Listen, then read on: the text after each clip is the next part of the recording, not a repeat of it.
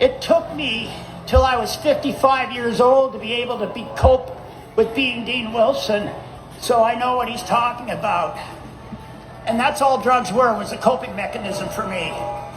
I wasn't some criminal or any bullshit like that. I just wanted to do some dope so that I could be who I was and be able to walk out on the streets. But anyways, I want to talk a bit about Insite, and I want to talk about a couple people right off the bat.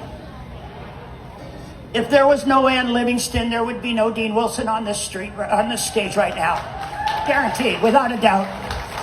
She started Vandu. I came along to Vandu. She taught me how to do this work, and I think I was a pretty good student. So, thank you, Ann.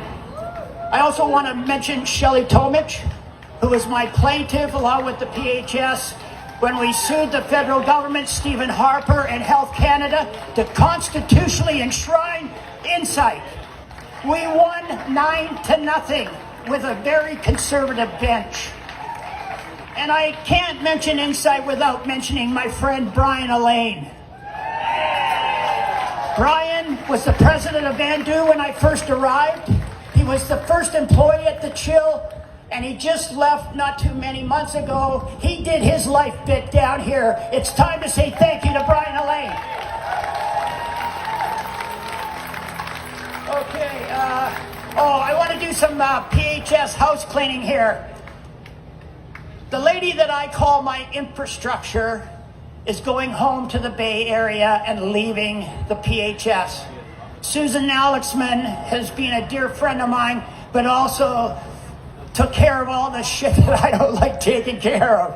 And I want to say thank you for being my friend and I learned a lot from you, Susan.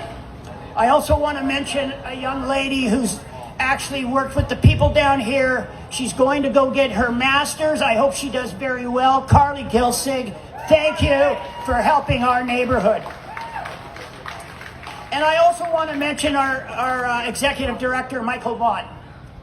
Michael took over this when it was a political powder keg.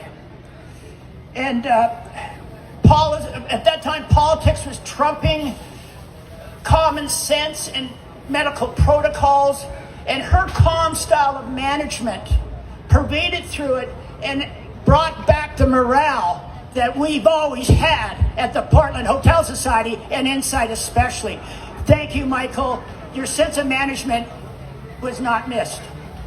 Also, I want to give a message from somebody who is in politics down here from a long time. Libby Davies sends her love. She can't be here today, but she sends her love.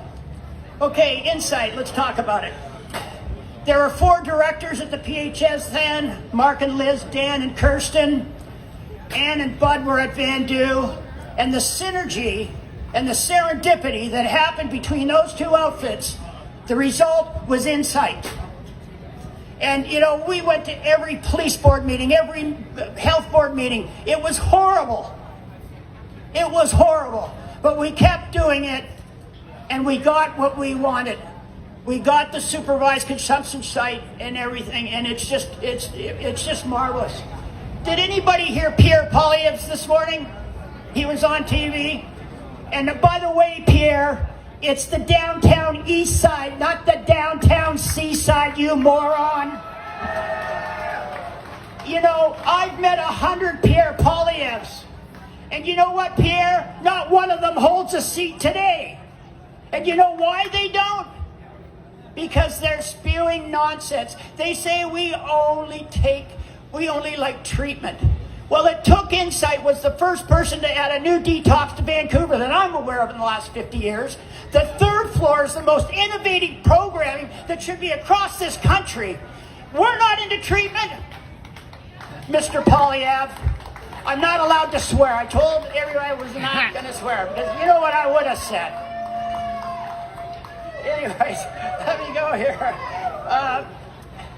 Okay, so history repeats itself. And right now, we are facing another huge dilemma in the downtown east side. Look at, I do not use the term safe supply. It means everything to everybody, and it's actually being weaponized against us. So every time you use that term, we take a bullet.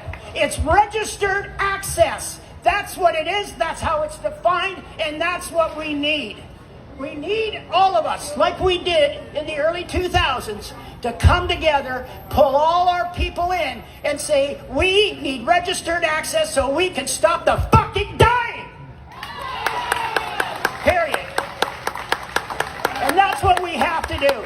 So if you guys take anything from today, you take it home and you look in the mirror tomorrow morning and you say, I'm going to make a difference and I'm not going to allow 200 people to die this month. Thank you. I love you all. I really do.